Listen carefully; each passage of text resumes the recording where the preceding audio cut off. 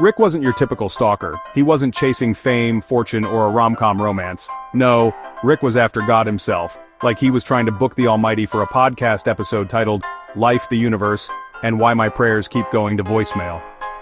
It started innocently enough. Rick, a retired twine salesman with more free time than a sloth on sabbatical, craved answers. Big ones. The kind you don't get from cable news or a magic 8-ball. Why bother with priests or prophets? I'm going straight to the CEO of creation.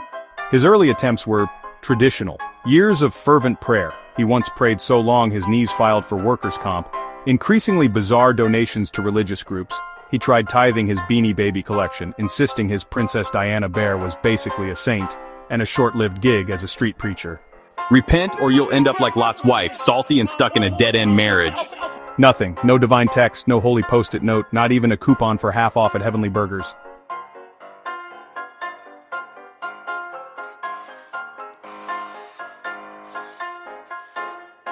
Tornado in April? That's his signature in cursive. He analyzed bird migrations, swearing the geese were texting him in V formation. Fly left for meet me, right for try again later. His apartment became a conspiracy theorist's dream. Maps everywhere, red string tying constellations to the local Starbucks, and a whiteboard of equations so loony they could have auditioned for a sci-fi flick. It's not paranoia if it's divine geometry.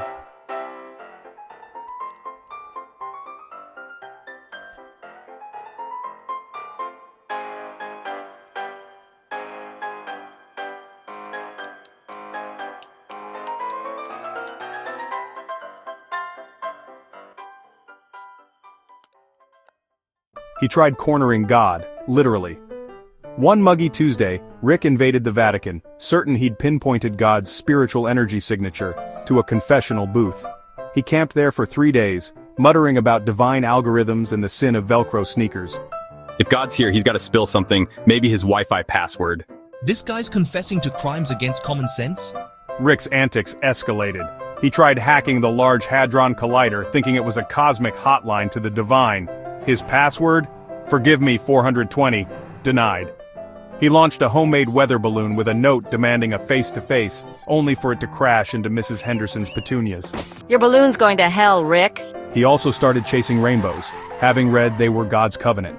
This led to him tearing through farmers' fields in his rusty sedan, sparking mini cow stampedes. One bull glared like, "Take it up with my agent." He even crashed a wedding, bursting through the aisle yelling, God's at the rainbow's end, save me a slice of cake. The bride chucked her bouquet like a grenade. Then, the letter arrived. Not on glowing papyrus or via angelic FedEx, but a plain legal document slipped under his door by a postal worker who looked like he'd just seen the rapture. The return address read, The Almighty Ethereal Plane, Realm of Endless Glory. Fancy zip code, no street number, God's such a minimalist. Heart racing, Rick tore it open. A restraining order. The legalese was crisp for a deity's lawyer. It listed repeated and unwelcome attempts at contact, disruptive devotional stunts, and the regrettable goat and communion wafer fiasco.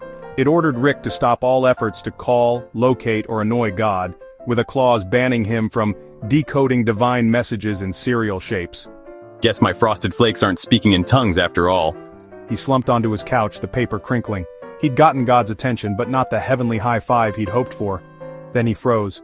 There, in fine print at the bottom, was something the divine legal team had overlooked, God's actual address.